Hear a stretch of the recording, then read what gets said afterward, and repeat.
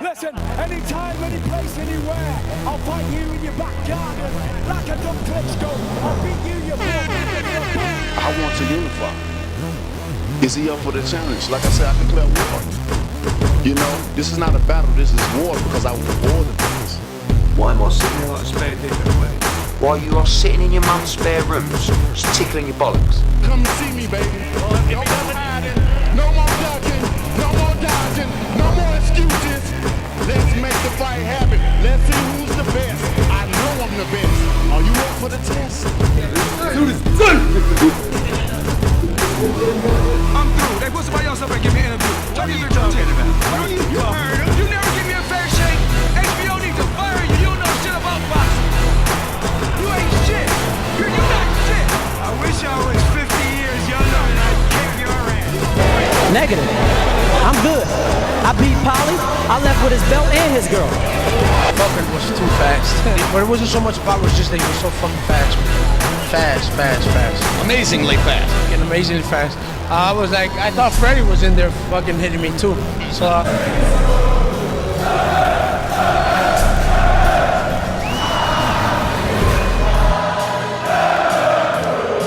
Any of you radio personalities think you want smoke? Call me Mr. Chimney. I want smoke. Yes. What is up, MCR family? It's a little immediate reaction show. I didn't feel like doing like a double live fight chat or picking one over the other with the Lubin, Gallimore, or Shakur Stevenson and Joet Gonzalez cards, so I decided just do an immediate reaction show rather quickly and just like a little 30-minute, hour-long show here with you guys. So call in 323-870-4051. Press 1 to get in the queue if you want to give your thoughts on the show itself. Hit the like button, share the show, all that fun YouTube stuff that you have to do, subscribe, all that necessities. But we're here to discuss, obviously, the fights that just happened and just went down. Obviously, one was in Reno. And Gary, you're on the line with me. Gary, by the way, we're having massive technical issues when it comes to our video system that we all get on in the group chat. So Gary's on audio only. I apologize. You guys can't see the lovely Gareth is, lovely mane of hair that he has, the in-sync hair. But unfortunately, just Gary audio today. But Gary, how are you? And where was the Lubin card? It's Pennsylvania. Pennsylvania, yeah. Reading, Pennsylvania. I didn't really watch all the Lubin fight. It looked like the same thing round after round. So okay, I get it. Lubin's in control. And then I saw he didn't stop him, so I'm guessing he just won every round, and every round looked the same. Yeah, that's about right. Yep. That was a grown man performance by Shakur Stevenson. Yeah, it was. I thought Gonzalez was. I didn't think Gonzalez was going to win, but I thought Gonzalez was going to test him, and I thought Gonzalez was going to make him find extra gears and make him do things and make him uncomfortable. And I mean, Shakur Stevenson was in control from the first moment of the first round until the last moment, the final round. It was a complete game, no hitter, basically. And, we were having this conversation, either the previous show or some show, we were having this discussion, Gary, about is he going to put in another Christopher Diaz-like performance here? And I think we were of the mindset, no, Joet Gonzalez, while he hasn't really beaten anyone of note, from what we've seen in the ring, he's a tough, durable guy, has some skill on top of it as well. He's going to give Shakur at least some issues in rounds. And it was another Christopher Diaz-like performance where he just washed him in practically every round, outboxed him, negated all pressure and offense of his opponent, and picked him apart in the process. That left straight to the body, that has to be Shakur's signature shot, right? Because he goes to that time and time again, and I think while it does set up all of his offense, I think it's actually quite effective in stopping his opponent just from pure body work. Like, he throws that straight left so much and with so much force that the rest of his game just falls behind. And then on top of it, obviously, his defense, his footwork, his head movement, his ability just to block and parry shots. It reminds me of watching like a very young Andre Ward, to be honest. Like, it is very reminiscent of that, obviously. And of course, him being one of the managers of Shakur Stevenson, not too shocking to have that influence there. Gary, how shocked should we be by this performance, and how much credit should we give it? um, I Shakur Stevenson was better than I thought. Like Shakur Stevenson is as good as advertised. It was, and I thought Gonzalez did what he was supposed to do. He stayed aggressive. He came forward. He tried to go after the body. Just none of it worked. It reminds me of like when I was playing baseball. Then you just face a pitcher who's way better than you. It's like it doesn't matter what I do. I'm not going to hit him. Right? Like I'm just not going to hit him. He's going to strike me out. He's going to make me look bad. Like there's nothing you're going to tell me to do that's going to change anything right now. He's just better than me. And it was like Shakur Stevenson was just way better than him. Nothing he did. Like if I said to Joet Gonzalez, "What's the game plan?" He followed it. It just didn't work, right? So there's nothing he could do to beat him. Well, I mean, Brandon Osuna was talking to Timothy Bradley on the telecast, and was like, "Man, he's not doing anything here." And Timothy Bradley's like, "Look, he can't. Like, he's trying here, like, but he just can't land anything. Why? Because Shakur's defense is just on a completely different level. Let's just be honest about it. At least respective to Joet Gonzalez, and that brings me to." Since it is just a quick sort of post-fight show, let's talk about what's next for Shakur. He called out quite emphatically Josh Warrington for a unification. And am I the only one that is thinking back on that Kid Galahad fight where Kid Galahad largely outboxed Josh Warrington and negated a lot of that pressure and volume of Josh Warrington and honestly probably should have won a decision? Am I looking at that matchup and then looking at Shakur, Josh Warrington fighting, and is my thought that Shakur can implement that same game plan and actually make it a better game plan from Kid Galahad and beat Josh Warrington? Is that out of line in any way, Gary? I don't think it's out of line. I think Warrington is. He should be the favorite. We'll make that clear. He should be the favorite. I guess because of he's beat Lee Selby, Carl Frampton. Like, he had a great last year. Like, you have to give him credit. Yeah, no, for sure. And I'm a Warrington fan. I just think that if you ask 10 people, most people, like more than 5, are going to pick Stevenson to win that fight. So, I mean, if you're just going off their resume, the quality of victories, Warrington's got the much better quality wins. Mm-hmm. But if you look at what Stevenson did, and Gonzalez is not a bum. Like I think Gonzalez is a good fighter. I'm not making prospect. But he's not Carl Frampton. He's not Lee Selby. He's not Josh Warrington. He's not any of these other guys, or Oscar Valdez, who obviously is now 130. He's not Gary Russell Jr. There is a clear level difference there between those guys and maybe even Shakur Stevenson, and then from Shakur to Joet Gonzalez. Yeah. No, there's definitely a difference, but that was a dominating performance. So, I mean, I guess Warrington would be the favorite, but I think you're gonna a lot of people, and I may be one of them that would take Shakur Stevenson off of that performance. Yeah, I don't know. It's a good win, obviously, and similar to the Christopher Diaz win. I think that was a much better name and win, in my opinion, than even this one. It's still not enough for me to fully go like, yes, he's the guy to take over right now. But, I mean, he has all the tools. I mean, if he goes out there and outboxes Josh Warrington, outboxes Gary Russell Jr., outboxes Leo Senekers, I know he's at 130 now as well. Whoever's left in the division now, honestly, I think that it wouldn't be shocking per se, but it's definitely something that he shouldn't be favored to do at this point in time. He's still significantly younger, both in experience and just in pure age comparative to his competition level right now. And on top of it, he has not beaten anyone within the top 10. Not once yet. He hasn't. And Gonzalez isn't in the top 10, although I thought he was a good-looking prospect. He's not in the top 20. 10.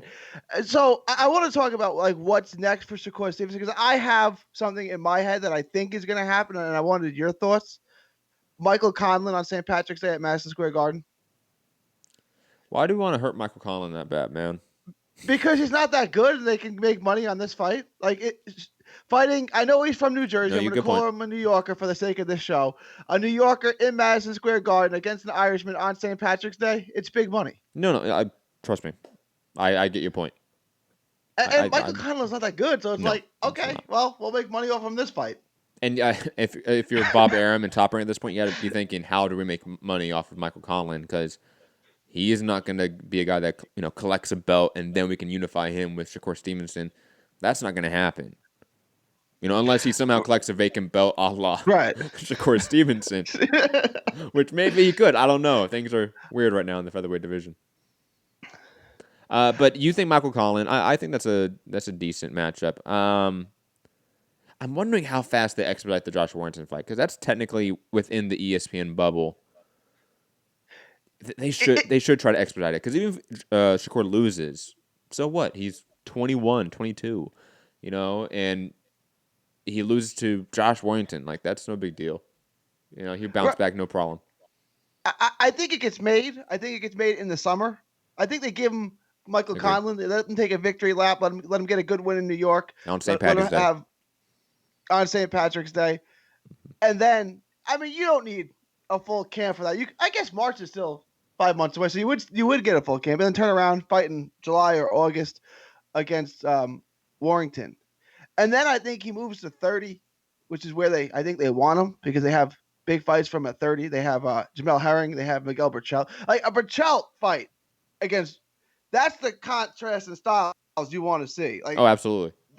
That's the fight right there. Now, you want to get him, you don't want to throw him right to Burchell at 30 right away. So let him fight. If Jamel Herring still has a belt at that time, let him fight Jamel Herring. Another New Yorker. You can sell it in the Garden again. People like Herring. He's a great guy. He's got a great story. Let Herring get that payday and let Stevenson take his belt from him. But that's like down the road.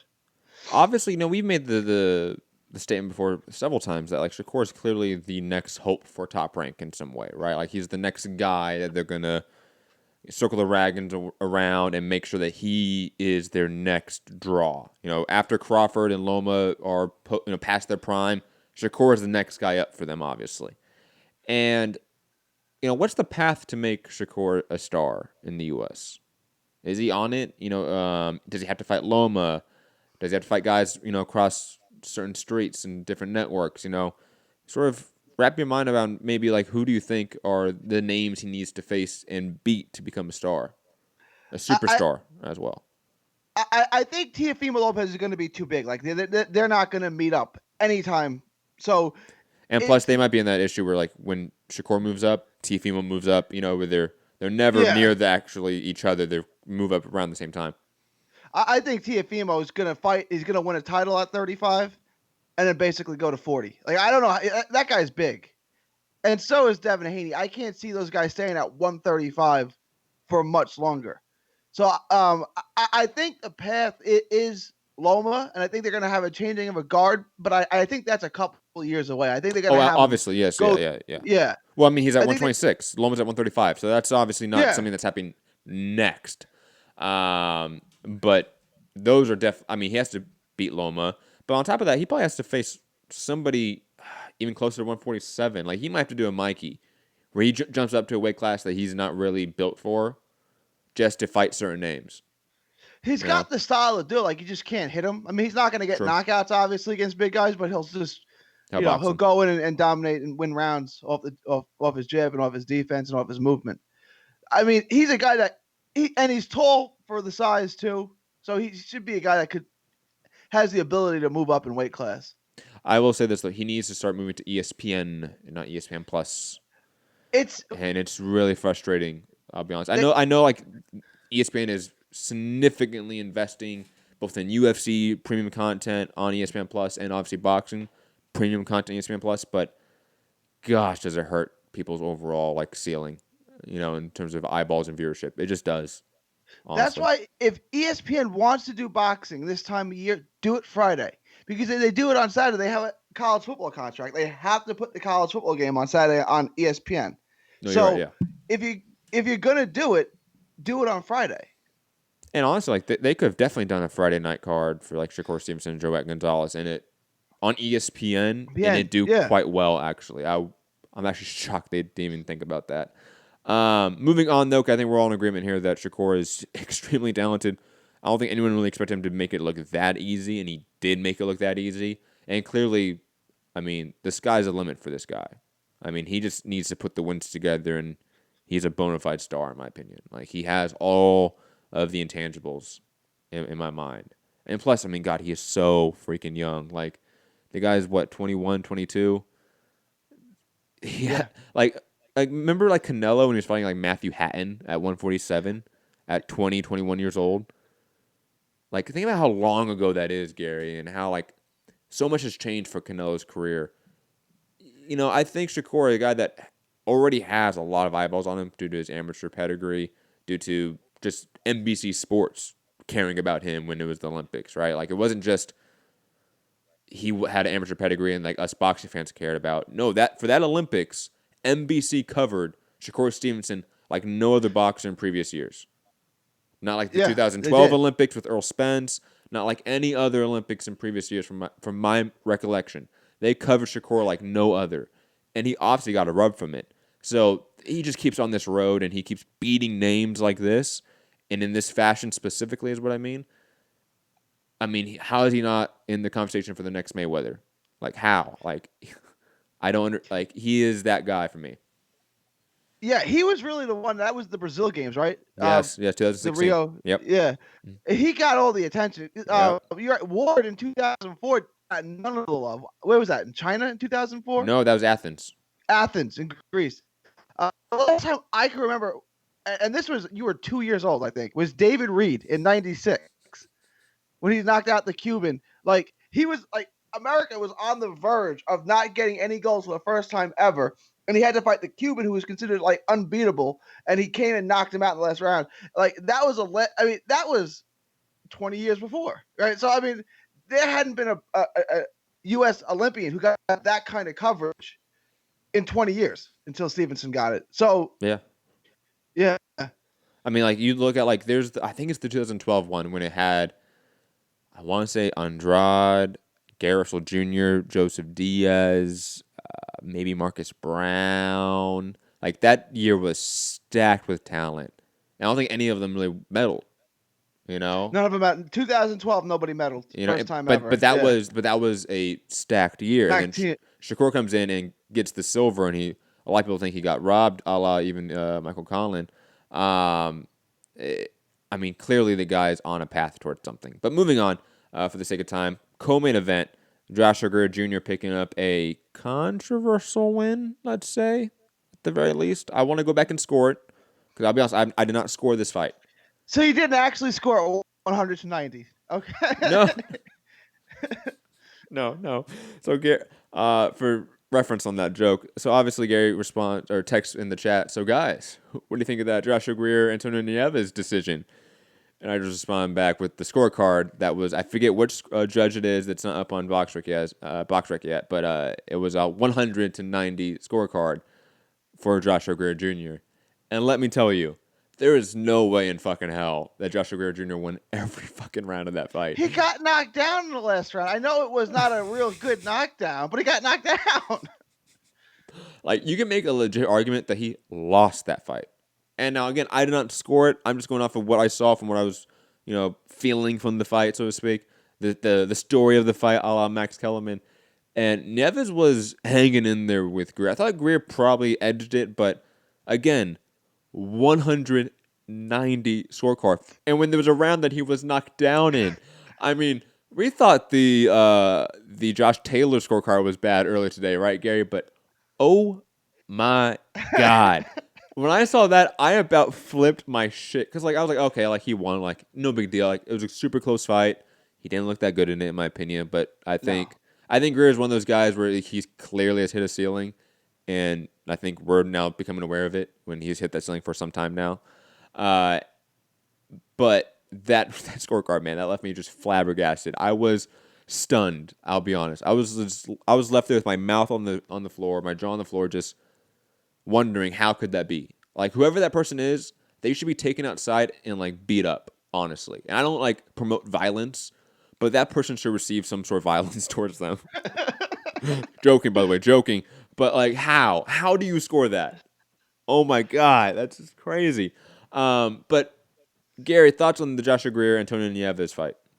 I've been the biggest Josh Greer fan for a while. I've really thought that he was the goods. And I still see the skills, the natural ability, the reflexes, the speed, the power. But for some reason, you're right, he's hit his ceiling. It's not against this elite, he's not even fighting against his higher level of opponent. And Nieves is a good fighter. Nieves is a pro. The top 15-ish, top 10-ish guy. Yes, absolutely. But the problem is he's a top 15 guy at 115. Has he ever fought at 118 before? I don't even know if he's ever fought at weight before. I know it's only 3 pounds, but he was a proven guy at 115. And you can see Josh was clearly bigger than him. I wanted to see, Josh's last performance wasn't great either. So it's like, okay, Nieves is a pro. Go in there, knock Nieves out, right, and redeem yourself. Because Nieves went 6-7 rounds with Inoue when no one else was standing up to him. I mean, Nieves was on his bicycle the whole time, but he was able to last rounds and score some shots on Inoue. So I wanted to see Josh Greer take that step up. Like, okay, I just knocked Nieves out. And not only did he not knock him out, I didn't score it either. Of course. But I'm a Greer fan. I'm a big Greer fan. And I'm looking at this fight. I'm like, he got knocked down in the last round. So that should be a 10-8 round. Maybe you don't score 10-8 because it was a nonsense knockdown and Greer won the rest of the round. Which, by the way, I'm always in favor of doing that, by the way. This whole automatic, the ref stupidly scored that a knockdown, let's just make it a 10-8. No. If you're a judge and you saw that shit wasn't a real knockdown, don't score it as a real knockdown. Come on. But then I'm looking there are 6 rounds in this fight that Greer won. And I'm like, I don't know that he won 6 rounds. I don't know that he's going to win this fight. And then when the scores came out and they were wide, I was like, okay, they gave it to Greer. Right? Because, that's how it is. Yeah. That's now that that 100. The other scorecards weren't that bad in my opinion. No, there was one 95-94. I'm okay, that's totally fine, but that 190 scorecard is so bad. Michaela Mayer picked up a win against Alejandra Zamora, and man, she had to work for it. They went to war. They both slugged it out, and you can tell that Mayer was trying to implement some power, right? Was trying to get her opponent out of there quicker because she has had a string of just kind of ho-hum decisions in a way, right? And sort of ho-hum fights in a way. Nothing real too exciting, and I think she tried to sort of infuse some excitement in here, and she got punched a lot. I'm wondering where the ceiling is for Mayer, because I really haven't seen much improvement from her, to be honest. Her basement is super high, right? Her foundation level of talent and ability is far above the average for women's boxing, but does she have a extremely high ceiling? I don't know. Obviously the Katie Taylor fight's on the horizon, so to speak, in the next couple of years.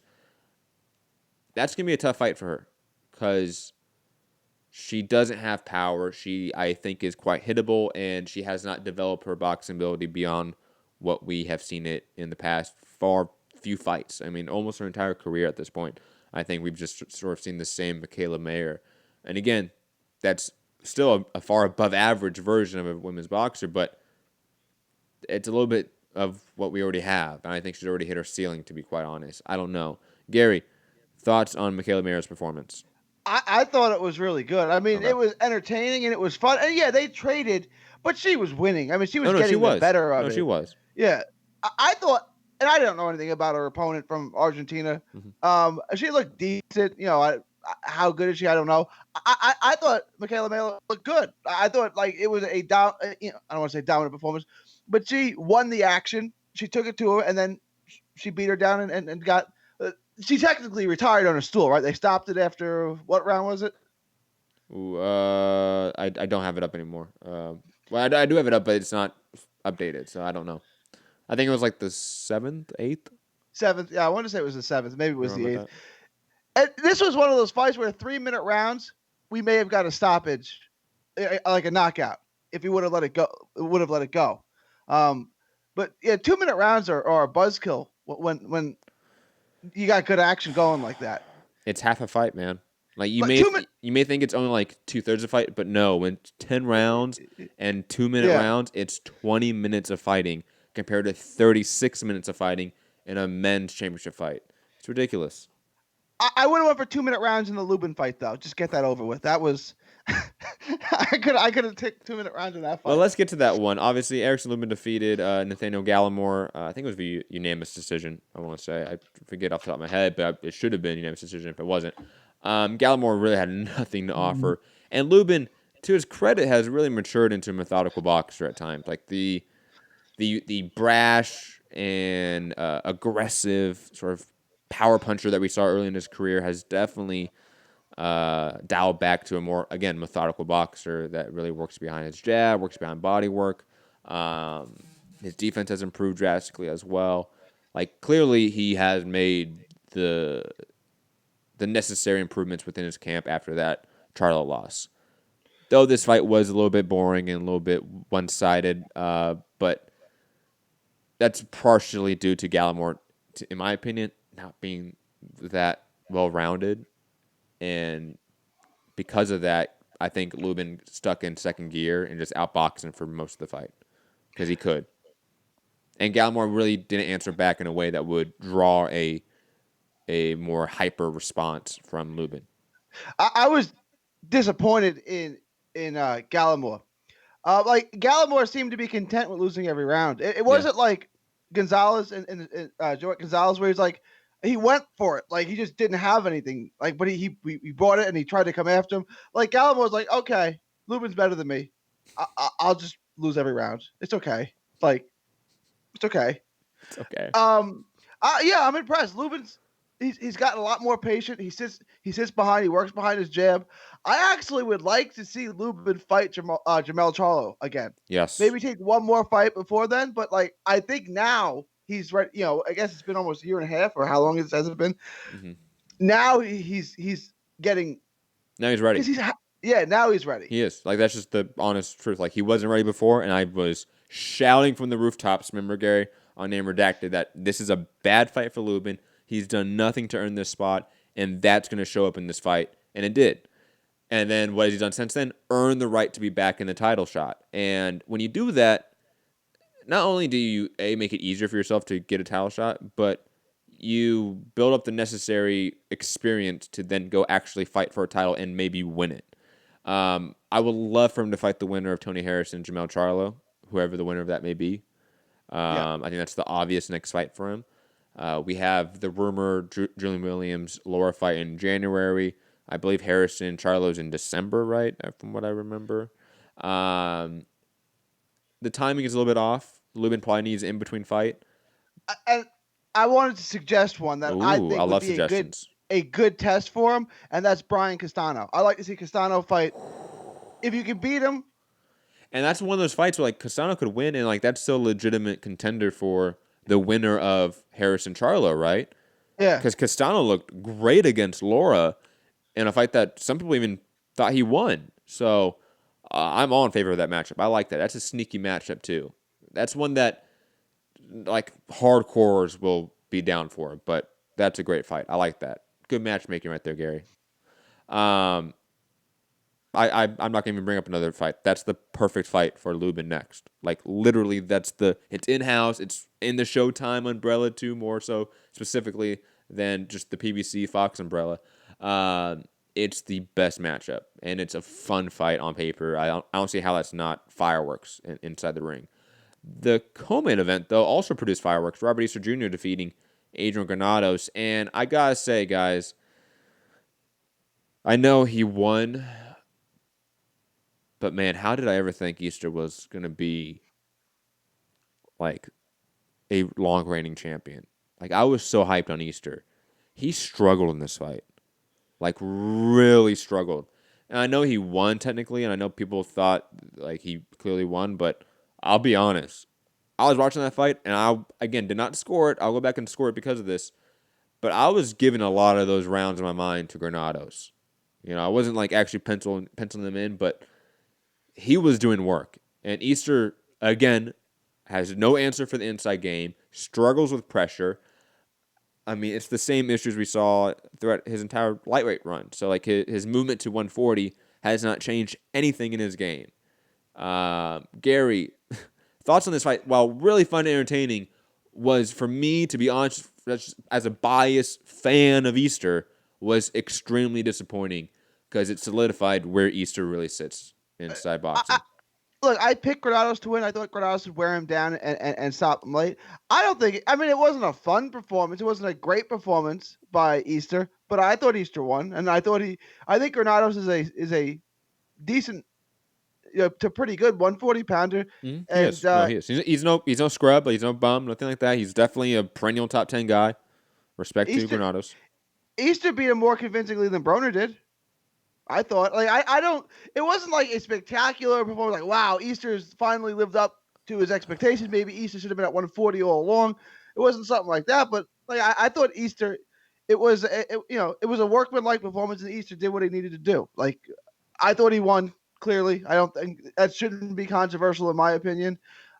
And he beat a decent fighter, so it was a good performance for his first fight at 140. This is his first fight at 140, right? Yes, it is. Yeah. I take a little bit. I disagree with your take that the Broner fight was more controversial. Well, that was a controversial decision. Don't get me wrong. I think this was as well. I'll be honest. But then again, I need to go back and score it because I only was just watching it as an entertained consumer and fan. To be quite honest, I thought it was a fun fight. But Granados, I thought his pressure, his combinations on the inside, his body work was far better than what Easter was doing. I thought Easter was struggling to play catch up throughout the fight. Any other points that we want to make, Gary, on tonight's fights? Shakur fight, the card itself, or the Lubin card? Man, we're about to wrap up. No, I think Shakur and Lubin both impressed, and Shakur more so than Lubin, but I thought they both looked good. Yes. And, they're ready. Well, Shakur's a world champion technically now. I think they both shined on their card. That's so crazy that Shakur's a world champion right now against Joet Gonzalez.